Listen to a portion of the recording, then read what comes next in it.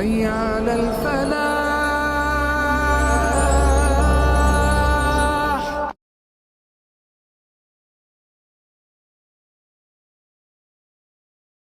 بسم اللہ الرحمن الرحیم. اللہم صلی علی سیدنا و مولانا محمد مبارک وسلم علیہ. ناظرین محترم، خوش آمدید کہیں گے آپ تمام دیکھنے اور سننے والوں کو. پروگرام آپ لوگ دیکھ رہے ہیں حی علی الفلاح اپنے میزبان ابوبکر سلطانی کے ساتھ. تمام دیکھنے والوں کو، سننے والوں کو انتہائی محبت اور عقیدت کے ساتھ سلام پیش کرتے ہیں. پروگرام حی علی الفلاح آپ لوگ دیکھتے رہتے ہیں، سنتے رہتے ہیں.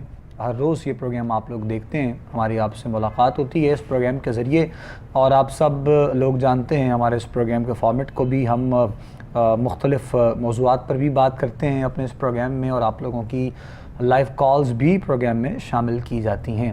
آپ لوگوں کے سوالات، آپ لوگوں کے مسائل، جو بھی آپ لوگ ہمارے ساتھ ڈسکس کرنا چاہیں، اس حوالے سے بھی آپ لوگوں کی رہنمائی ہوتی رہتی ہے. ہمارے ساتھ علماء کرام جو کہ پروگرام کا حصہ ہوتے ہیں، آج بھی ہمارے ساتھ ہر روز کی طرح ہمارے اس مکمل پروگرام کا بھی حصہ ہیں. ماشاءاللہ آپ گائے بگائے جب ہم آپ کو یاد کرتے ہیں آپ تشریف لاتے رہتے ہیں. آج کے پروگرام میں ایک مرتبہ پھر آپ تشریف لائے ہیں، ہمارے ساتھ ہیں پروگرام میں حضرت علامہ عبداللہ ثاقب قادری صاحب. آپ کو ہم خوش آمدید کہیں گے. السلام علیکم ورحمۃ اللہ وبرکاتہ. وعلیکم السلام ورحمۃ اللہ وبرکاتہ. جزاک اللہ علامہ صاحب، بہت شکریہ ایک مرتبہ پھر آپ کی تشریف آوری کا. اور آج کے پروگرام میں، پروگرام حی علی الفلاح میں ایک مرتبہ پھر آپ ہمارے ساتھ ہیں. ناظرین محترم، سوال جو آپ لوگ کرتے ہیں، پوچھتے ہیں، اور رہنمائی کے لیے یقیناً ہمارے ساتھ علماء جو ہوتے ہیں وہ آپ لوگوں کی رہنمائی کرتے ہیں. تو سوالات کے لیے لائیو کال کے لیے نمبرز آپ لوگوں کی ٹی وی اسکرین پر موجود ہے. آپ لوگ پروگرام میں ہمارے کال کرنا چاہیں، بات کرنا چاہیں، سوال کرنا چاہیں تو بالکل آپ لوگ کر سکتے ہیں. اس کے علاوہ جو ہے وہ آپ لوگ اگر کچھ پوچھنا چاہتے ہیں، جاننا چاہتے ہیں تو بھی انشاءاللہ آپ لوگوں کی رہنمائی کی جائے گی. واٹس ایپ کے ذریعے، خط کے ذریعے ہم تک جو ہے وہ آپ کے سوالات، آپ کے پیغامات پہنچتے رہتے ہیں. ہماری کوشش یہی ہوتی ہے پروگرام کے وقت میں ہم ایک تو کالز بھی شامل کر سکیں، اور جس موضوع کا انتخاب کیا جائے اس پر بھی جو ہے وہ گفتگو اپنے علماء سے کی جائے. اور اس گفتگو میں بھی ہماری یہ کوشش رہتی ہے حتی الامکان کہ کوئی ایسی بات، کوئی ایسا جملہ ہو سکے جس سے آپ لوگوں کی جو ہے وہ رہنمائی ہو سکے. تو انشاءاللہ العزیز یہ بھی جو ہے وہ تمام سوالات آج کے پروگرام میں، تمام انشاءاللہ گفتگو آپ لوگوں تک پہنچے گی. عبداللہ ثاقب صاحب بھی ہمارے ساتھ ہیں، اور چونکہ بہت سے ایسے مسائل اکثر لوگوں کے ہوتے ہیں جو تقریباً ہم ہر روز کسی نہ کسی جو ہے وہ انداز میں ان کو ڈسکس کرتے رہتے ہیں. تو بہت سے احباب جو ہے وہ پوچھتے بھی رہتے ہیں، سوال کرتے بھی ہیں. تو انشاءاللہ العزیز جو ہے وہ ہم کوشش کریں گے کہ اپنے جو ہے وہ اس پروگرام میں رہتے ہوئے آپ لوگوں کی رہنمائی کی جائے. جس طرح ہم لوگوں نے بات کی پہلے بھی مختلف جو ہے وہ، یہ چونکہ جو ماہ ذی الحج ہے جس کے ابھی چند جو ہے وہ ایام باقی ہیں، اور اس کے بعد پھر انشاءاللہ محرم شریف کا باقاعدہ آغاز ہو جائے گا. اور جس طرح ہم نے بہت دفعہ بات کی حرمت والے مہینوں کے حوالے سے، تو انہی میں سے یقیناً انشاءاللہ ایک اور خوبصورت مہینہ اور بڑا عظیم اور بڑا ہی جو ہے وہ تاریخ کو اگر ہم لوگ دیکھتے ہیں تو ہم لوگ اس کا مطالعہ کرتے ہیں تو یقیناً ہمیں ایک ایک دن، ایک گھڑی، ایک لمحہ جو ہے وہ اس کا اس انداز میں نظر آتا ہے اہل بیت اطہار کی جانب سے جو قربانیاں دی گئیں. تو انشاءاللہ اس پر بھی ہم ساتھ ساتھ گفتگو کر رہے ہوتے ہیں. ابھی جو ہے وہ چند ایام جو باقی ہیں ماہ ذی الحج کے، انشاءاللہ اس پر بھی ہم بات کریں گے. اور اس کے علاوہ ساتھ ساتھ جو ہے وہ ہم لوگوں نے آج کے پروگرام میں جو ہے وہ ایک خیالات اور ایک وسوسے جو ہمارے دلوں میں پیدا ہوتے رہتے ہیں، بہت سے لوگوں نے ایسے سوالات کیے، تو ہم نے سوچا کہ ہم آج اس جو ہے وہ ٹاپک پر بات کی جائے. بڑے لوگوں کے دل میں بہت سے ایسے خیالات ہوتے ہیں، بہت سے ایسے وسوسے ہوتے ہیں، یعنی وہ کچھ کرنے سے پہلے جو ہے وہ اس چیز کو مان لیتے ہیں کہ شاید یہ کام اس طرح ہونے والا ہے اور یہ کام اس طرح ہونے والا ہے. اس چیز پہ ہم اکثر ایک جملہ کہتے ہیں کہ تمہارے ایمان کی کمزوری ہے اور تمہارے ساتھ یہ معاملہ پیش آ رہا ہے. حالانکہ اگر کوئی جو ہے وہ ہمیں پابندی صوم و صلات کے حوالے سے نظر آئے، بہت تقویٰ پرہیزگاری والا بندہ، تو اس کے ساتھ بھی یہ معاملہ پیش آتا رہتا ہے کہ اس کو خیالات برے آتے ہیں، وسوسے ایسے آتے ہیں. نماز کے دوران اکثر لوگوں کو یہ بڑے معاملات جو ہے وہ سامنا کرنا پڑتا ہے. تو یہ ساری چیزوں کا جو مقصد ہے وہ آخر کیا ہے؟ یعنی کیا یہ درست ہے اس طرح کہنا کسی کے بارے میں؟ اکثر لوگ جو کہہ بھی دیتے ہیں کہ یہ تمہارے ایمان کی کمزوری ہے، یا پھر تم جو ہے وہ عبادات میں یا روحانیت میں تمہارا رخ ویسے نہیں ہے.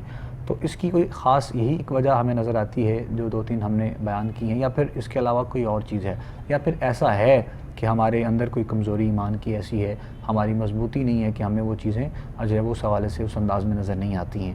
تو کچھ انشاءاللہ اس پر بات کریں گے، چونکہ اوورآل پھر بہت سے سوالات ایسے بھی ہوں گے جو انشاءاللہ اس کے ساتھ ساتھ مل جائیں گے، تو انشاءاللہ مزید بھی پروگرام کو آگے لے کر چلیں گے. ہم جناب عبداللہ ثاقب صاحب سے ہم گفتگو کا آغاز کرتے ہیں، پھر اس کے بعد انشاءاللہ مزید آگے بڑھیں گے انشاءاللہ. صاحب قبلہ آغاز کیجیے گا. بسم اللہ. بسم اللہ الرحمن الرحیم، والصلاة والسلام علی رسولہ الکریم. بہت شکریہ ابو بکر بھائی. جو سوال آپ نے کیا وسوسوں سے متعلق، تو یہ ایک حقیقت ہے کہ ہر انسان اپنی زندگی میں اس حقیقت سے ضرور اس کا جو ہے ایک کہہ لیں کہ واسطہ پڑتا ہی پڑتا ہے. جہاں تک یہ تعلق ہے کہ آپ یک لخت یہ کہہ دیں کہ یہ کسی کی ایمان کی کمزوری کی وجہ سے ہے، تو ایسا نہیں ہے. ایمان کمزور ہونا یہ صرف وسوسے جنم نہیں دیتا، بلکہ یہ انسان کے اور سارے معاملات جو ہیں ان میں بھی بگاڑ لاتا ہے. لہٰذا ایمان کی کمزوری جو ہے وہ فقط وسوسوں تک نہیں رہتی، پہلی چیز. دوسری چیز یہ ہے کہ وسوسہ جو ہے یہ ایک شیطانی عمل ہے. شیطان انسان کے جو رسول اکرم صلی اللہ علیہ وسلم کے فرمان کا مفہوم ہے کہ خون جو رگوں میں گردش کر رہا ہے، اس کے ساتھ ساتھ شیطان جو ہے وہ بھی گردش کر رہا ہے. یعنی مطلب یہ ہے کہ شیطان ہر وقت انسان کے اوپر اس قدر محنت کر رہا ہے اسے گمراہ کرنے کے لیے، اسے بھٹکانے کے لیے، کہ انسان جو ہے جب تک اسی جتنی کوشش کم از کم نہ کرے وہ اپنے آپ کو نہیں بچا سکتا. ہمارے ہاں یہ ہوتا ہے کہ ہم ہر چیز جو ہے وہ دوسروں کے کھاتے میں ڈال کر اپنے آپ کو بچا کر سمجھتے ہیں کہ ہم نے اپنے حصے کا کام کر لیا. ہم محنت سے جی کتراتے ہیں، ہم محنت کرنا نہیں چاہتے. رسول کائنات صلی اللہ تعالیٰ علیہ وسلم کی تعلیمات بڑی واضح ہیں کہ ہمیں ہر وقت اپنے نفس کے ساتھ جہاد کرنا ہے. رسول کائنات صلی اللہ علیہ وسلم کے ایک فرمان کا مفہوم ہے کہ ایک دفعہ ایک غزوہ سے واپسی پر جب رسول کائنات صلی اللہ تعالیٰ علیہ وسلم شہر مدینہ پہنچے اور آپ کے اصحاب بھی آپ کے ساتھ تشریف فرما ہوئے، تو رسول کائنات صلی اللہ تعالیٰ علیہ وسلم نے انہیں ایک خطبہ ارشاد فرمایا. اس خطبہ میں آپ نے یہ جملہ ارشاد فرمایا کہ اے میرے صحابہ، ہم ایک چھوٹے جہاد سے بڑے جہاد کی طرف پلٹے. صحابہ کرام علیہم رضوان اس جملے کو سن کر بڑے حیران ہوئے کہ میدان جہاد سے جہاں جانوں کا کوئی پتہ نہیں تھا، ہتھیلی پہ جانیں رکھ کے ہم لڑ رہے تھے، وہاں پہ رسول کائنات صلی اللہ علیہ وسلم فرما رہے ہیں کہ وہ جہاد اصغر تھا. اور جب ہم اپنے گھروں میں آگے، اپنے محلوں میں آگے، اپنے رشتہ داروں میں، فیملی میں آگے، یہاں آ کر ہم اپنے آپ کو ایک محفوظ تصور کر رہے ہیں، رسول کائنات صلی اللہ تعالیٰ علیہ وسلم فرما رہے ہیں کہ یہ جہاد اکبر ہے. تو صحابہ کرام نے عرض کر دیا کہ یا رسول اللہ صلی اللہ علیہ وسلم، اس کی ذرا وضاحت فرما دیں، ہم پر کرم فرما دیں، تاکہ ہمیں سمجھنے میں آسانی ہو جائے کہ وہ جہاد چھوٹا کیسے ہوا اور یہ گھروں میں آ کر بڑا جہاد کیسے ہے.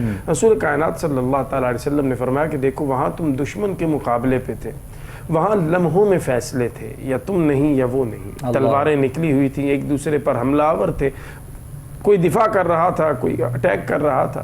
تو چند گھنٹوں میں فیصلہ ہو گیا کہ کون جیتا کون ہارا. یہ جس جہاد کی میں بات کر رہا ہوں، یہ ایک گھنٹے کا جہاد نہیں ہے، یہ کوئی 2-4 گھنٹے کی کسی میدان کے اندر کی کوئی بیٹل کی بات نہیں ہے. یہ ہر سیکنڈ کی لڑائی ہے جو تمہیں اپنے نفس کے ساتھ لڑنی ہے، شیطان کے ساتھ لڑنی ہے. یہ اس جہاد سے سخت جہاد ہے، یہ بڑا جہاد ہے. اس کی وجہ یہ ہے کہ یہاں ہر وقت تمہیں ایکٹیو رہنا ہے، تمہیں سست نہیں پڑنا، تمہیں اپنے شیطان، اپنے دشمن کی جو چالیں ہیں انہیں ناکام کرنے کے لیے پرو ایکٹیو ہو کر اپنے آپ کو بچانا ہے. اس لیے یہ جہاد اس جہاد سے بڑا جہاد ہے، جہاد اکبر ہے. اب ہمارے ہاں یہ ہوتا ہے کہ ہم جہاد اکبر کے اس فلسفی کو سمجھنے کی بجائے اور اپنے نفس کی ساتھ جہاد کی بجائے ہم سرنڈر کرنا شروع کر دیتے ہیں. ہم اس کی مانتے چلے جاتے ہیں، ہم گیو اپ کرتے چلے جاتے ہیں، اور پھر ایک وقت ایسا آتا ہے کہ جب ہمارے پاس رہتا کچھ نہیں دینے کو، اور پھر ہم پریشان ہو کر دائیں بائیں بھٹکتے ہیں، اور پھر ہم راستے کے متلاشی ہوتے ہیں کہ کوئی آئے اور ہمیں راستہ دکھا دے. تو ہونا یہ چاہیے کہ ہم اس فلسفے کو سمجھیں کہ یہ وسوسے جو ہیں یہ ہمارے دشمن، ان الشیطان لکم عدو مبین، سب سے بڑے دشمن ہمارے شیطان کی طرف سے ہوتے ہیں. یہ نماز میں بھی آپ کو وسوسے ڈالتا ہے, آپ کو رکعت جو ہے ان میں یہ مغالطے میں ڈالتا ہے, آپ اسی میں پڑ جاتے ہیں کہ 3 پڑھی ہیں کہ 4 پڑھی ہیں. اب جب ظاہر ہے روزانہ نماز میں آپ اس مخمصے میں پڑھیں گے کہ 3 رکعتیں پڑھیں کہ 4 پڑھیں, تو ایک ٹائم آئے گا کہ آپ کا دل نماز سے یہ پیچھے ہٹانا شروع کر دے گا. آپ کہیں گے یار چھوڑو نماز کیا پڑھنی ہے, مجھے رکھتے ہی نہیں یاد رہتی. تو یہ شیطانی وسوسے ہیں. ان سے بچنے کے لیے جو طریقہ ہمیں بتایا گیا رسول کائنات صلی اللہ علیہ وسلم کی طرف سے, ایک تو لا حول ولا قوت الا باللہ العلی العظیم, یہ ورد آپ کریں. انشاءاللہ جتنے وسوسے شیطان کی طرف سے ہیں وہ انشاءاللہ آپ کے قریب نہیں بھٹکیں گے. آیت الکرسی ہے, بہت مجرب وظیفہ ہے. آیت الکرسی کا ورد کیجئے, صبح و شام کیجئے, ہر نماز کے بعد پڑھیے. اور اسی طرح پھر اعوذ باللہ من الشیطان الرجیم, یہ آپ پڑھیے جتنا پڑھ سکتے ہیں. انشاءاللہ یہ وسوسوں کی جو بیماری ہے, یہ جو پرابلم ہے, یہ آپ کی جاتی رہے گی اور آپ کے اندر ایک یقین کی کیفیت جو ہے وہ پیدا ہونا شروع ہو جائے گی. اور پھر جب وہ یقین کی کیفیت آہستہ آہستہ ڈیولپ ہونا شروع ہوگی تو پھر اس کے لیے بھی ایک وے فارورڈ جو ہے وہ بھی ہمیں اسلام نے عطا کیا ہے. رسول کائنات صلی اللہ علیہ وسلم کا ایک اس پر بھی بڑا خوبصورت طویل حدیث مبارکہ ہے, جس کا خلاصہ یہ ہے کہ رسول کائنات صلی اللہ تعالیٰ علیہ وسلم نے فرمایا کہ انسان کو, بندہ مومن کو عبادت ایسے کرنی چاہیے جیسے وہ اپنے رب کو دیکھ رہا ہے. اللہ اکبر. یہ کیفیت پھر ہم نے کیا بات لانی ہے, لیکن یہ وسوسوں سے جان چھڑانے کے بعد کا, یعنی عین یقین کہ اس منزل پہ پہنچے بندہ. اور جب یہ مقام ظاہر ہے یہ بڑے کم لوگوں کو میسر آتا ہے, یہ ہم جیسوں کے لیے بڑی محنت اور ریاضت مانگتا ہے, جو کہ ہم یقیناً کرنے سے تھوڑا سا گھبرائیں گے.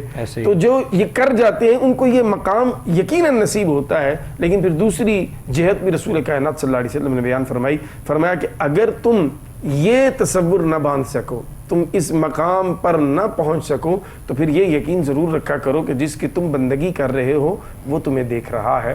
تو یہ وسوسوں سے جان چھوٹ جائے گی اور پھر یقین کی منزلیں انسان طے کرتا چلا جائے گا. اور پھر آخری اس سلسلے میں سم اپ کرتے ہوئے جو میں باٹم لائن ہے وہ یہ ہے کہ اپنے رب پہ یقین کامل اور بھروسہ, توکل, یہ چیزیں ہونی چاہیے. یعنی اللہ نہ چاہے کوئی کچھ نہیں کر سکتا, جو مرضی کوئی کر لے. جب یہ یقین آ جائے گا تو انشاءاللہ وسوسوں کی جو جڑ ہے وہ کٹ جائے گی. بہت شکریہ جی. مزید ہم آگے بڑھیں گے انشاءاللہ. کالر بھی ہیں ہمارے ساتھ, ان سے بھی بات کرتے ہیں, دیکھتے ہیں کون کہاں سے ہیں. السلام علیکم. چلیں ان کی لائن جو ہے وہ ڈراپ ہو گئی ہے, دوبارہ سے اگر کال مل جائے گی تو انشاءاللہ ہم آپ سے بات کر لیں گے. جیسے ہم ساتھ ساتھ بات کر رہے ہیں اپنے مختلف موضوعات پر بھی, ایک سوال ہمارے بھائی ہیں, انہوں نے ہم سے مجھے واٹس ایپ کیا ہے, جو میں چاہوں گا کہ وہ بھی ہم ساتھ میں شامل کر لیتے ہیں. گھر کا کوئی ایسا فرد ہے جس کی کمائی جو ہے وہ حرام ہے اگر, اور اس کا جو ہے وہ ذریعہ معاش بھی وہ ہے, یعنی کہ کام کرتا ہے اور گھر والوں کو معلوم ہے اگر, تو کوئی گھر میں سے کوئی ایسا چھوٹا بندہ ہے یا کوئی بچہ ہے یا کوئی اور ایسا فرد ہے کہ جس کو اس چیزوں کے بارے میں معلوم ہے لیکن اس کا اتنا اختیار نہیں ہے کہ وہ سوال کر سکے بڑوں سے یا پوچھ سکے کوئی ایسا معاملہ, تو وہ جاننا یہ چاہتے ہیں کہ ایک تو یہ بتایا جائے کہ اس معاملے میں ہم کیا کر سکتے ہیں, اور دوسرا یہ ہے کہ آیا اس میں پھر سبھی ملوث ہیں جو جانتے ہیں, مطلب وہ بھی اس کے گنہگار ہوتے ہیں, وہ بھی جواب میں ہیں.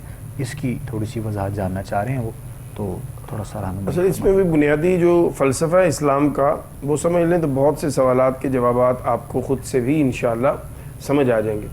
دیکھیے, انسان اپنے کیے ہوئے عمل کا جواب دہ ہے, انسان دوسرے کے عمل کا جواب دہ نہیں ہے. یہ اس بندے کے لیے بات ہے جو صاحب اختیار نہیں ہے.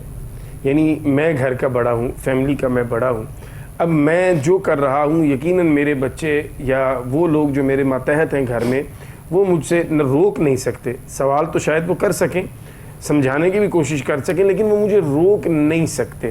اب جب انہوں نے اپنا فرض پورا کر دیا, کسی نہ کسی طرح مجھے سمجھانے کی کوشش کر لی, اس کے بعد بھی میں باز نہیں آتا, تو میں خود اپنے عمل کا جواب دہ ہوں, میری فیملی یا میرے بچے اس عمل کے جواب دہ نہیں ہیں. دوسری چیز اس میں یہ ہے کہ جب آپ کو پتہ ہے کہ ایک انکم جو ہے وہ حلال نہیں ہے, تو پھر آپ یہ کر سکتے ہیں کہ آپ کوشش کریں کہ اس آمدن سے جو معاملات ہیں ان سے آپ اوائڈ کریں. یہ آپ پر لازم ہے, کیونکہ جب آپ کو پتہ چل گیا کہ یہ چیز حلال وے سے نہیں آئی, تو پھر احتیاط یہی ہے کہ آپ نے اس سے کھانا, اس سے پہننا, باقی معاملات جو ہیں آپ نے اس سے اوائڈ کی کوشش کرنی ہے جس حد تک پاسبل ہو۔ تیسری بات یہ ہے کہ اب جو گھر کے بڑے ہیں یا وہ آپ سے بڑے ہیں، آپ ان سے بات کرتے ہوئے جھجک محسوس کرتے ہیں، اس کا طریقہ پھر یہ ہوتا ہے کہ آپ کسی فیملی کے ایسے بندے کو جس کے ساتھ ان کا اچھا ریلیشن ہو، ان کو بیچ میں انوالو کر سکتے ہو، خیر کی نیت کے ساتھ، اچھے جذبے کے ساتھ، کہ آپ ان سے اپنے طور پہ بات کریں اور باتوں باتوں میں کوئی ڈسکشن اس طرح کی لائیں کہ ان کی توجہ اس طرف دلوائیں کہ یار یہ کام ٹھیک نہیں ہے، اس کام سے ہمیں بچنا چاہیے۔ تو یہ ایک خیر کی نیت کے ساتھ جب آپ کریں گے تو انشاءاللہ اللہ کے ہاں اس کا یقیناً آپ کو اجر ملے گا، اور جب جزا اور سزا ہوگی تو آپ کو یقیناً اس پر جزا ملے گی کہ آپ نے اس کو بہتر کرنے کی کوشش کی اور اپنا کردار ادا کرنے کی کوشش کی۔ تو ہاتھ پر ہاتھ رکھ کے بیٹھنے کی بجائے کوشش کریں اپنی فیملی کے لوگوں کو انوالو کریں، ان کے دوست اگر کوئی ایسے مشترکہ دوست ہیں جو آپ جن کو جانتے ہیں اور آپ ان پر اعتماد کر سکتے ہیں، کیونکہ اس میں ایک پرابلم یہ بھی آ سکتی ہے کہ جب آپ اس طرح کی سے بات کریں گے تو اگلا بندہ یہ نہ سمجھے کہ یہ میری ہتک ہوئی ہے، میری انسلٹ کی گئی ہے، کہ میرے پرسنل معاملات جو ہیں وہ دوسروں سے شیئر کیے گئے ہیں۔ تو یہ بہت نازک معاملات ہوتے ہیں، اس میں بڑا احتیاط کے ساتھ سنبھل کے ہمیں کوئی ایسا بندہ اگر مل جائے سر دست جو ان کے اوپر اثر رکھتا ہو، جس کی وہ سنتے ہوں، جس کے ساتھ اچھی گپ شپ ہو، تو اس کو یہ کہا جائے کہ آپ اپنے طور پر ان سے کچھ طرح کی ڈسکشن کریں جس سے ان کو اویئرنیس ہو جائے اور ان کی توجہ اس طرف چلی جائے، کیونکہ سم ٹائم ہوتا ہے کہ توجہ دلانے پر بڑے بڑے مسائل حل ہو جاتے ہیں۔ اللہ جب مہربانی فرماتا ہے تو آپ دعا کریں، دعا آپ کے لیے سب سے بہتر ہے۔ یہ آخر میں نے اس لیے رکھا تھا کہ ترتیب ٹھیک ہو جائے گی۔ آپ نے دعا کرنی ہے سچے دل کے ساتھ اللہ سے کہ اللہ تعالیٰ ان پر مہربانی فرمائے۔ دوسرا آپ نے اوائڈ کرنا ہے جو اس انکم سے چیزیں آ رہی ہیں ان کو، چونکہ آپ کو پتہ ہے۔ تیسرا آپ نے کوشش کرنی ہے کہ کسی بندے کے ذریعے خود ڈائریکٹ بات نہیں کر سکتے تو انڈائریکٹ ان کو سمجھانے کی، لیکن یہ اس صورت میں پاسبل ہوگا یا بہتر رہے گا جب کوئی بندہ اعتماد والا ہو اور جانتا ہو ان کے معاملات کو۔ جو نہیں جانتا اس کو آپ اگر انوالو کریں گے تو پھر وہ آپ کے لیے بھی اچھا نہیں ہوگا اور ان کے لیے بھی، تو وہ پھر آپ اوائڈ کریں، پھر اللہ کی بارگاہ میں دعا کریں، انشاءاللہ اللہ تعالیٰ خود ہی ان کا دل جو ہے وہ بدل دے گا۔ ظاہر ہے چونکہ بعض دفعہ ایسا بھی ایسے معاملات میں ہوتا ہے کہ اگر کوئی اچھا ہی کرنا چاہ رہا ہے، ظاہر ہے وہ گھر کا جو بندہ ہے وہ تو اچھی نیت سے یہ کام کرتا ہے، لیکن اگلے کو جو ہے وہ یہ چیز اکثر گراں گزرتی ہے اور وہ یہ سمجھتا ہے کہ شاید اس کی تذلیل کی جا رہی ہے۔ بالکل ایسے ہی وہ معاملات بگڑ جاتے ہیں۔ دوسرا یہ بھی علامہ صاحب بہت سے ایسے واقعات ہیں جو ہم نے دیکھے ہیں کہ اب وہ کردار اپنا جو ہے وہ کوئی ادا نہیں کر سکتا ہے، لیکن ان کی مجبوری ہے کہ ان کو رہنا بھی وہاں ہے، اپنے تمام معاملات بھی وہیں پر دیکھنے ہیں، کھانا پینا سارا کچھ جو ہے وہ، تو ان کے لیے بھی پھر یہی حکم ہوگا جو آپ نے ابھی وضاحت اصل یہ احتیاط میں نے عرض کی ہے جی کہ احتیاط یہ ہے، بہتر یہ ہے۔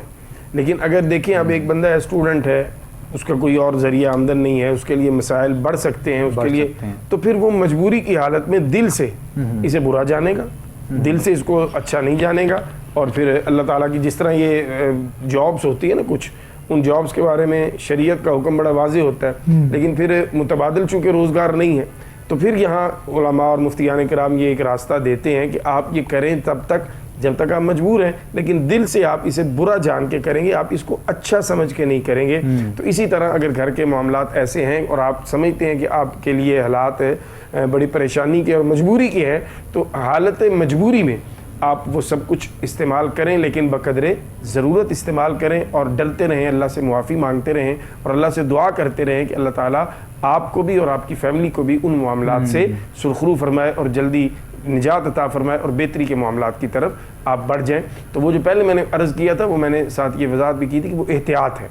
احتیاط اگر آپ کر سکیں تو سبحان اللہ، لیکن ظاہر ہے بعض جگہ پہ اتنی مجبوری ہوتی ہے کہ احتیاط پاسبل نہیں رہتی، تو اس صورت میں پھر آپ وہ یوز کر سکتے ہیں بالکل، لیکن اس دعا کے ساتھ کہ اللہ تعالیٰ ان کو جن کے بھی معاملات ہیں ان کو سیدھے راستے کی طرف ان کی رہنمائی فرمائے۔ بالکل ٹھیک۔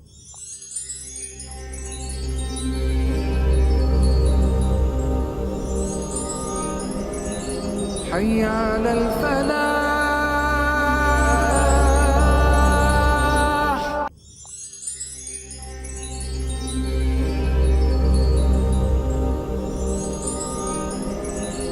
حي على الفلاح۔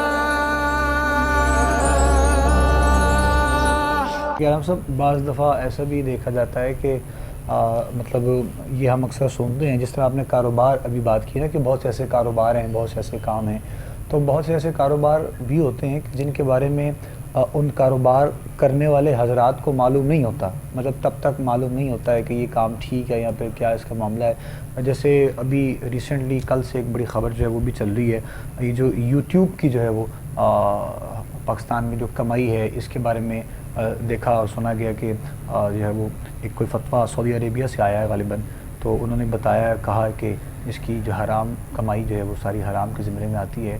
تو اس میں پھر کیٹیگریز دیکھی جاتی ہیں، ظاہر ہے کہ کس حوالے سے کیا کام ہو رہا ہے کیا نہیں ہو رہا ہے. تو اگر اس میں بھی دو چیزیں ہیں، یا تو پھر ان کے بارے میں اگر وہ کہیں گے کہ جو کام دین کے لیے ہو رہا ہے، خدمت کے لیے ہو رہا ہے وہ ٹھیک ہے، دوسرا کام ٹھیک نہیں ہے. اگر یہاں ایسی بات کی جائے تو پھر عوام کے ذہن میں یہ سوال ہوتا ہے کہ شاید جو ہے وہ ان لوگوں نے اپنے مطلب کے لیے کوئی چیز نکال دی ہے، تو اس میں انتخاب کرنا بڑا مشکل ہو جاتا ہے. تو پھر اس کے لیے بھی کوئی حکم ہماری شریعت ہمیں دیتی ہے، مطلب جو ہے وہ اصل میں یہ جو چیزیں ہوتی ہیں نا، یہ ان ڈیٹیل جب تک نہ سامنے آئیں اور نہ سامنے رکھی جائیں تب تک یہ اس طرح کی کنفیوژن رہتی ہے. خاص کر یہ اب ایک میڈیم ہے آج کل استعمال ہو رہا ہے اور ہر بندہ جو ہے وہ کچھ کسی نہ کسی طرح اٹیچ ہے اس کے ساتھ. تو جب اتنے بڑے سکیل پر آپ کوئی فتویٰ جاری کرتے ہیں تو ظاہر پھر اس کی ریزننگ جو ہے وہ بھی اتنی ہی معقول اور اتنی ہی وہ بڑے لیول پہ اس کو لوگوں کو اویئر ہونا چاہیے، لوگوں کو تک پہنچنی چاہیے کہ کیا وجہ بنی، اور کیٹیگریز بنا کر جیسے آپ نے کہا بالکل، کیونکہ آپ یک لخت کسی بھی کام کو نہ جائز کہہ سکتے ہیں نہ حرام کہہ سکتے ہیں. آپ کو اس کی ساری جو ڈیٹیلز ہیں ان کو دیکھنا پڑتا ہے، پھر اس ڈیٹیلز کے بعد آپ ایک ایک چیز پہ غور و فکر کرتے ہیں، کیونکہ حرام کسی چیز کو کہنا وہ بذات خود بہت بڑی ایک کہہ لیں کہ آپ مسئلہ ہے، یہ کوئی معمولی بات نہیں ہے. حلال اور حرام یہ اللہ اور اس کے رسول صلی اللہ تعالیٰ علیہ وسلم کی یہ ثواب دید ہے. اب ان کے تابع اگر آپ نے کسی چیز کو حرام کرنا ہے تو آپ بڑی احتیاط کا دامن تھامتے ہیں اور بڑی چیزوں کو دیکھتے ہیں. جہاں تک تعلق ہے سوشل میڈیا یا یوٹیوب کے ذریعے، اس پر جو موٹی بات ہے، جو سمجھنے والی بات ہے، وہ یہ ہے کہ کانٹینٹ آپ کیا ڈال رہے ہیں. ٹھیک ہے، یہ چیز امپورٹنٹ ہے. آپ کی وجہ سے جو لوگوں تک میسیج جا رہا ہے وہ کیا ہے. اگر تو آپ گناہ کا میسیج دے رہے ہیں تو پھر وہ آمدن حرام ہے کہ نہیں وہ ایک الگ ڈیبیٹ ہے، پھر آپ خود گناہ میں شامل ہیں. اور جب تک وہ آپ کی ویڈیوز، آپ کا کانٹینٹ موجود رہے گا، لوگ اس کو دیکھیں گے، سنیں گے، آپ بھلے دنیا سے چلے بھی جائیں، وہ گناہ کا آپ کا اکاؤنٹ جو ہے وہ چلتا رہے گا، وہ بند نہیں ہوگا.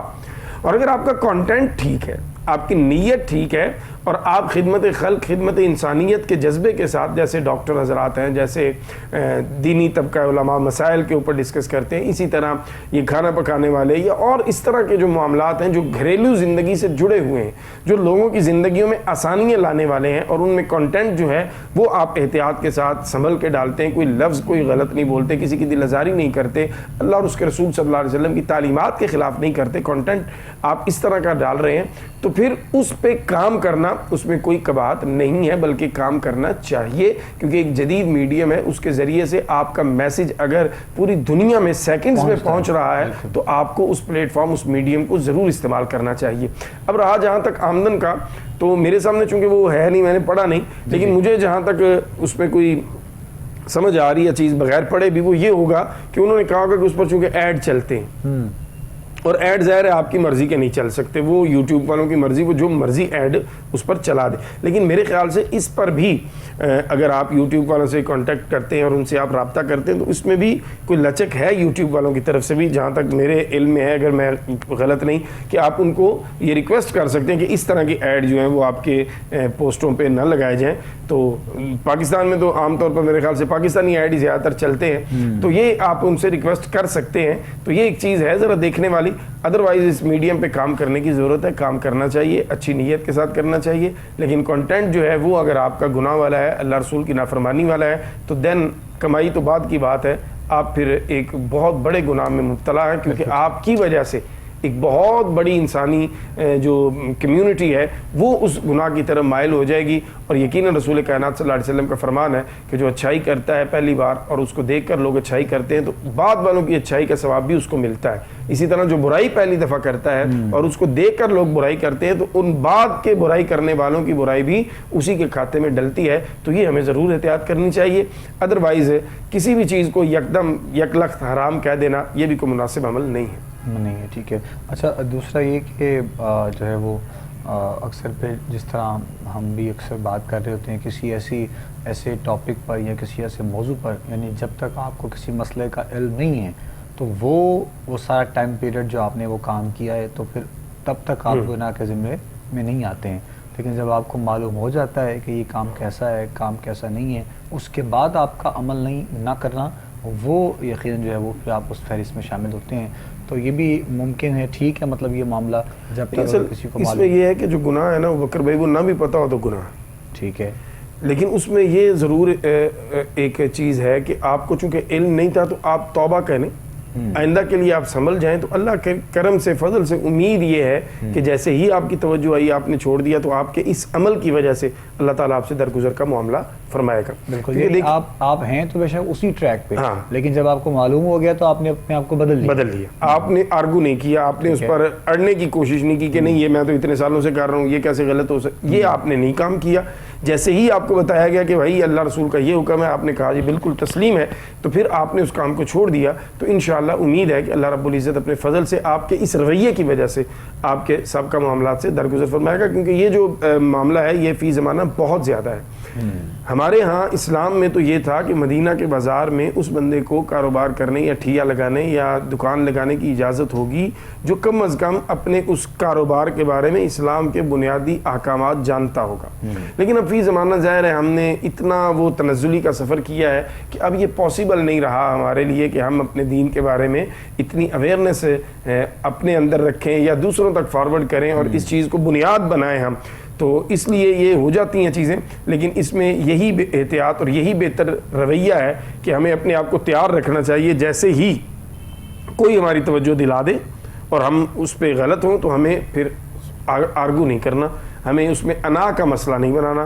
ہمیں فوراً اللہ رسول کی بارگاہ میں جھک جانا ہے کہ یا اللہ ہماری توجہ نہیں تھی، ہمیں پتہ نہیں تھا، ہماری اس سستی اور کمزوری کو معاف فرما اور آئندہ کے لیے ہم انشاءاللہ اس کام سے بچیں گے. تو یہ رویہ ہمیں من حیث القوم اور بالخصوص میرے طبقے کو ہمیں یہ زیادہ اپنانے کی ضرورت ہے. کیونکہ ہم بھی اپنی اناؤں کی وجہ سے بعض دفعہ اپنے بہت قریبی لوگوں کو کھو دیتے ہیں. بہت قریبی لوگوں کو کھو دیتے ہیں جن کی ہم اصلاح کرنا چاہیں تو کر سکتے ہیں، جن کا ہم ہاتھ پکڑ کے انہیں کسی بات پہ کھڑا کرنا چاہیں کر سکتے ہیں. لیکن صرف ہم اپنے سوشل میڈیا کی ویورشپ کے لیے اور صرف اپنا تھوڑا سا وہ دستار اونچی کرنے کے لیے اپنے ان بہت اچھے ساتھیوں کو گنوا دیتے ہیں. ہمیں اپنے رویوں پہ غور کرنا چاہیے.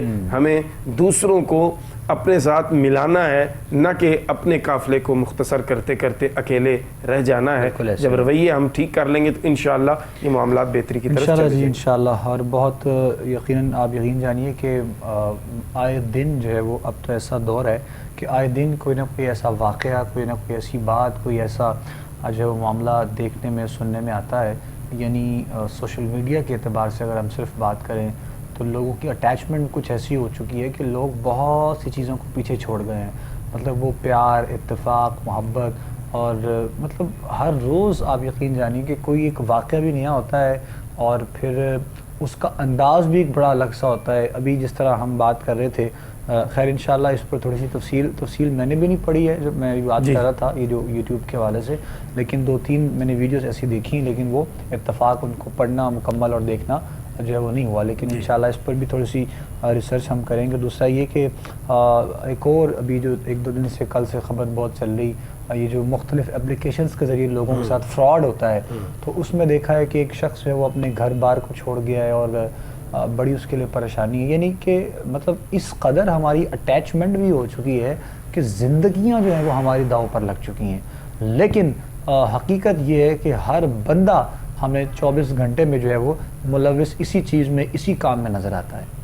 ہاں صاحب، تو یہ بھی بڑی عجیب سی بات ہے. یعنی پھر وہی بات ہے کہ جو کچھ نیگیٹو چیزیں بھی ہیں اور پھر کچھ پازیٹیو بھی ہیں، لیکن بہت سی پازیٹیو چیزوں کو نیگیٹو کر کے ہی عیاں کیا جاتا ہے لوگوں کے سامنے.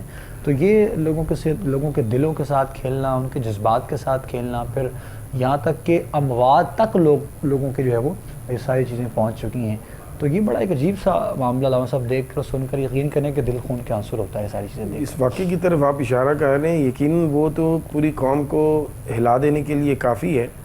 اگر ہم اس واقعے کو آخری بنا دیں، کوشش کرے اللہ تعالیٰ کرم فرما دے کہ آئندہ کو اس طرح کا سانحہ نہ ہو کہ ایک ہنستا بھنستا گھر جو ہے وہ اجڑ گیا.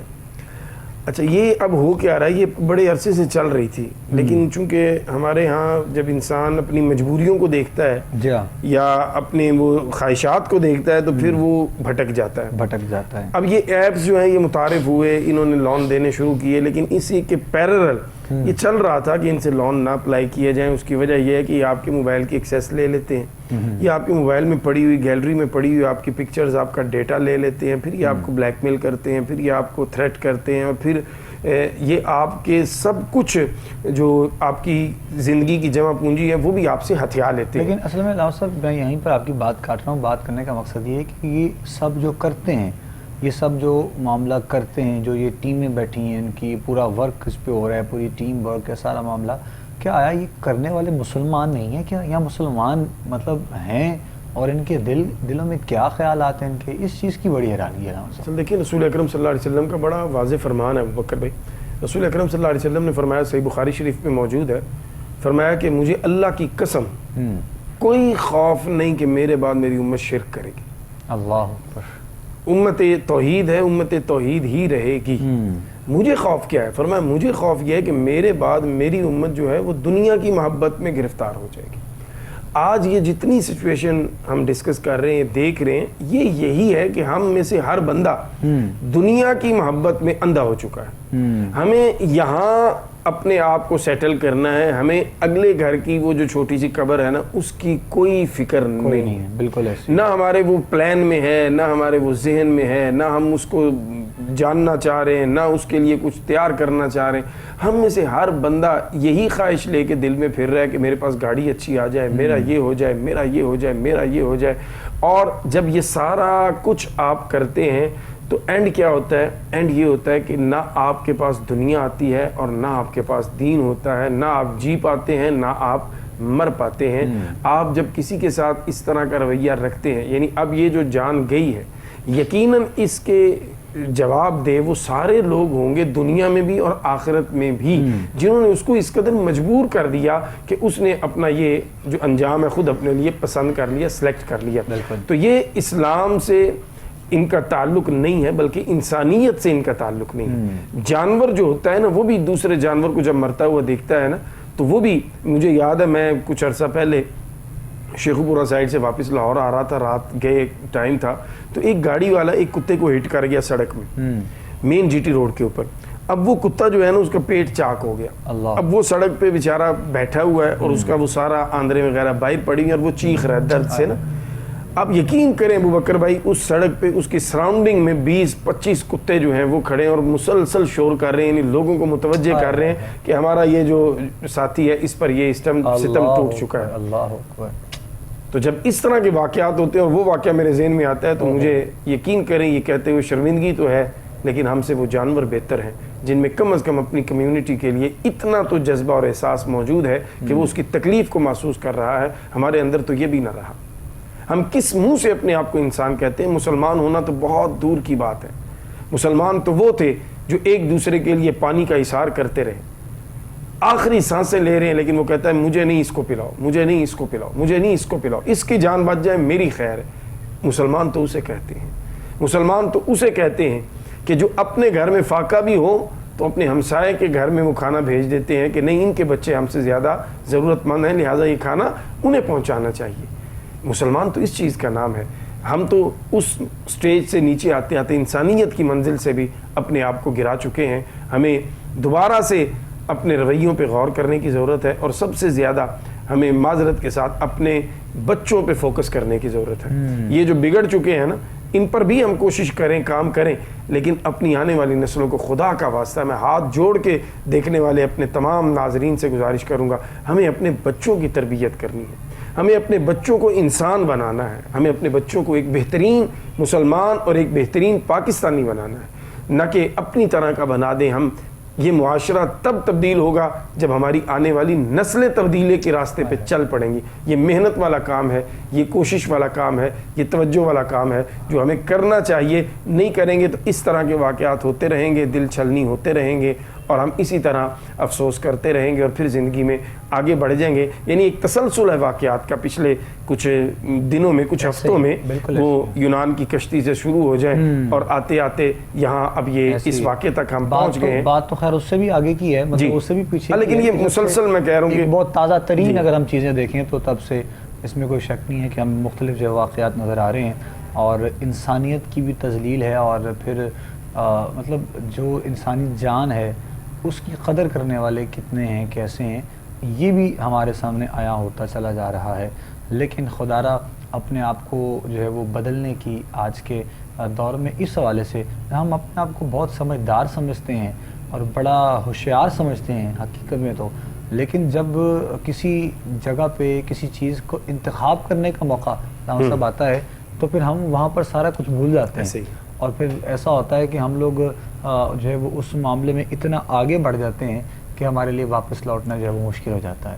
تو خدا را ہماری ریکویسٹ ہے اپنے ان تمام دیکھنے والوں سے, سننے والوں سے, سب سے پہلے تو علامہ صاحب نے بہت اچھی یہ بات کہی کہ اپنے بچوں کا خیال رکھیے, اپنے بچوں کو واچ کیجئے, انہیں دیکھنا بہت ضروری ہے. سوشل میڈیا کے اس دور میں جہاں پر دنیا کی ہر چیز ہمیں ایک اس جو ہے وہ موبائل فون میں نظر آتی ہے, دکھتی ہے اور ہو بھی رہا ہے, مطلب اس پہ کاروباری تمام معاملات موبائل فون سے ہم دیکھ رہے ہیں, لیکن خدا را جہاں پر یہ پازیٹیو اس کے پیغامات ہیں وہیں پر نیگیٹو بھی بہت زیادہ ہیں. تو اپنے بچوں کا خیال کیجئے, اپنے بچوں کو واچ کیا کریں اور اکیلے میں ان کو بہت دیر تک جو ہے وہ موبائل فون استعمال کرنے بالکل مت دیں. اور یہاں پر تو ہم بچوں کی بات کر رہے ہیں لیکن یہاں پر واقعات بڑوں کے ساتھ پیش آ رہے ہیں. بڑے مطلب جو ہے وہ خود کو اس جو ہے وہ جنگل کی طرف بس وہ کیا کہتے ہیں کہ دھکیل لیتے ہیں اور پھر وہاں سے واپس لوٹا ان کے لیے جو ہے وہ مشکل ہو جاتا ہے. تو پلیز خدا را ان تمام چیزوں کو خیال کیجئے, اور جب اس طرح کے واقعات ہوتے ہیں ایسا نہیں ہے کہ ہم بھی بہت گنہگار ہوں گے, لیکن جب کچھ ایسے معاملات دیکھتے ہیں, سنتے ہیں تو دل ہمارا بہت زیادہ غمگین ہو جاتا ہے. اور جو کہ ہمارے ہی مسلمان بھائی ہیں, ہمارے ہی جو ہے وہ دیکھنے والے, سننے والے, پیار کرنے والے ہوتے ہیں, تو کسی کے ساتھ کوئی ایسا واقعہ پیش آئے تو خدا را جو ہے وہ ایسے معاملے سے گریز کیا کریں. تو ابھی جو آپ نے بات کی وہ یونان کے حوالے سے, تو وہ بھی اس کے بھی ایک دو واقعات کچھ ایسے دیکھنے میں بعد میں آئے کہ کسی کے اہل خانہ نے اپنے بچوں کے یہاں تک کہ غائبانہ نماز جنازہ بھی ادا کر دیے, لیکن وہ بچے ایک دو واپس آئے ہیں, غالباً کوئی ایک دو بندے بھی, تو وہ بھی بہت بڑی ان کے لیے تو خوش قسمتی ہے ظاہر ہے. اور ان لوگوں کے واپس آنے سے ہی اگر کوئی سبق مل جاتا ہے قریبی لوگوں کو تو وہ بھی بڑی اچھی بات ہے. لیکن ہمارے ہاں یہاں پہ مسئلہ یہ ہے کہ ابھی بھی لوگ اسی میں جو ہے اصل دیکھیں نا, انسان جو ہے یہ نسیان سے بھولنے والا ہے. اللہ نے اس کو بنایا جو تھا وہ کسی اور پرپز کے لیے بھولنے والا تھا. یعنی والدین چلے گئے دنیا سے, اب اگر اسی غم میں رہے گا تو زندگی گزارنی اس کے لیے مشکل ہو جائے گی. اب وہ بھولنے کا تو کنسیپٹ یہ تھا کہ آپ ان چیزوں کو تھوڑا سا دب جائیں اور آپ زندگی میں آگے بڑھ جائیں, لیکن ہم نے اس کا الگ مطلب نکال لیا اور ہم اس طرح کی جو خامیاں, کمزوریاں کر جاتے ہیں. اور جس طرف آپ نے توجہ دلائی ہے, قرآن کریم کا حکم ہے کہ جب بھی کوئی معاملہ کرنا ہے تو آپ مشاورت کریں.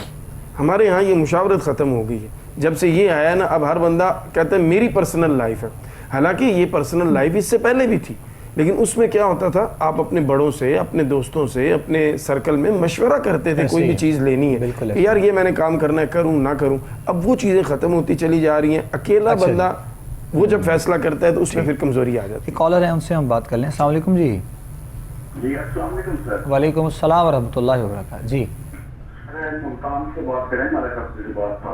جی ملک صاحب فرمائیے.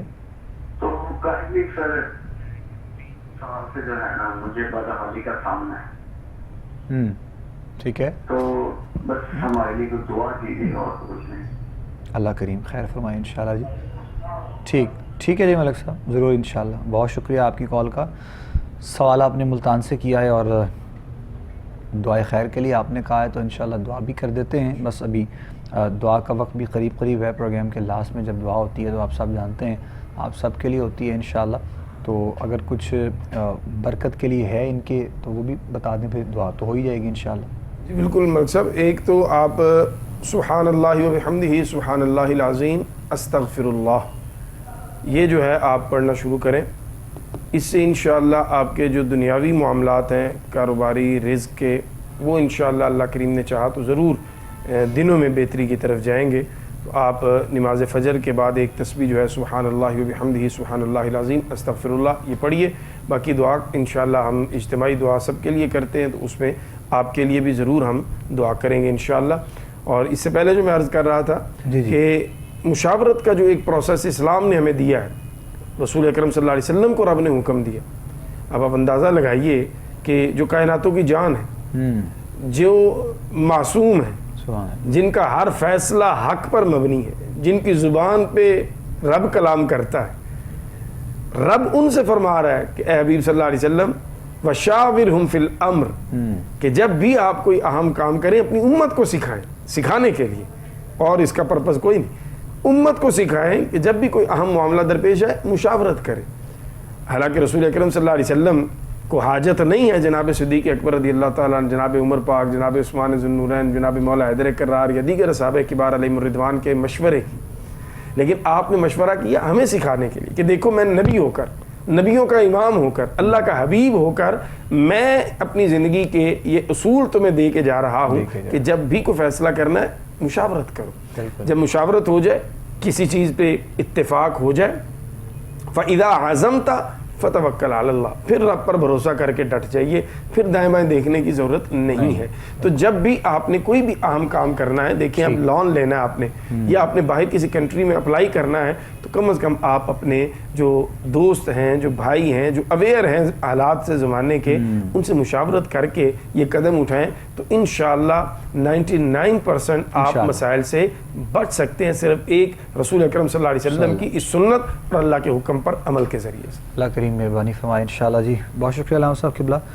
کچھ اصلاحی گفتگو بہت سے موضوعات پر آج ڈسکس کی گئی. اللہ کریم کی بارگاہ میں دعا ہے کہ مالک کائنات توفیق عمل ہم سب کو عطا فرمائے، اور جتنے ہمارے دیکھنے والے ہیں، سننے والے ہیں، جہاں تک یہ پیغام پہنچا ہے ہمارا پیغام محبت، ان سب کے لیے مالک آسانیاں پیدا فرمائے انشاءاللہ. آخر میں دعا ہوگی. اب ہر روز کی طرح جیسے دعا ہوتی ہے تو بہت سے لوگ اکثر دعا کے لیے کہتے بھی رہتے ہیں، جس طرح ہمارے بھی بھائی نے بھی کہا، ملک صاحب نے انشاءاللہ، تو ان کے لیے بھی اور اپنے تمام دیکھنے والوں کے لیے، سننے والوں کے لیے، عالم اسلام کے لیے دعائے خیر انشاءاللہ. ہمارے ساتھ دعا میں شامل رہیے گا، اپنا بہت سا خیال رکھیے گا، اور ہمیں بھی دعا میں یاد رکھا کریں انشاءاللہ. آپ سے ملاقات ہوتی رہے گی. اپنے میزبان ابو بکر سلطانی کو، علامہ صاحب قبلہ کو، اور ہماری کوہ نور ٹی وی کی پوری ٹیم کو آپ اجازت دیجیے گا. السلام علیکم ورحمۃ اللہ وبرکاتہ. اللهم صل على سيدنا محمد وعلى آله وأصحاب سيدنا ومولانا محمد وبارك وسلم عليه. ربنا آتنا في الدنيا حسنة وفي الآخرة حسنة وقنا عذاب النار. الہ العالمین ہماری آج کی اس نشست کو اپنی پاک بارگاہ میں قبول فرما. جو مسائل ہم نے ڈسکس کیے اے میرے اللہ، اس میں اگر کوئی کمی رہ گئی ہم سے تو ہمیں معاف فرما. جو ہم نے عرض کیا اے میرے اللہ، پہلے ہمیں پھر سننے والوں کو اس پر عمل کی توفیق عطا فرما. اے میرے مالک و مولا، آج کے پروگرام میں جن جن احباب نے ہمیں دیکھا سنا اور ان کے دل میں جو جو جائز دعائیں تیری پاک بارگاہ میں عرض کی گئیں، اے میرے اللہ، رسول کائنات صلی اللہ تعالیٰ علیہ وسلم کی عظمتوں کا صدقہ سب کی جائز دعاؤں کو اپنی پاک بارگاہ میں قبول فرما. بالخصوص ملک صاحب نے دوران پروگرام کال کی اور دعا کے لیے کہا، اے میرے اللہ، ان کے کاروبار کے، رزق کے، دنیا و آخرت کے معاملات میں آسانی فرما. اے میرے مالک و مولا، جتنے بھی مسلمان بیمار ہیں، بیمار کربلا کا صدقہ سب کو شفا کاملہ عاجلہ مستمرہ عطا فرما. جو پریشان ہیں سب کی پریشانیاں ختم فرما. جائز کاروباروں میں، رزق میں برکتیں فرما. ہماری کوہ نور کی پوری ٹیم، حی علی الفلاح پروگرام کی پوری ٹیم کو دارین میں الہ العالمین اس کار خیر کے سر انجام دینے پہ بہترین جزا عطا فرما. ربنا تقبل منا انک انت السمیع العلیم. ہمارے پیارے وطن پاکستان کی سلامتی فرما، عالم اسلام کی خیر فرما. وصلی اللہ تعالی علی خیر خلقہ محمد وآلہ وصحبہ اجمعین برحمتک یا ارحم الراحمین.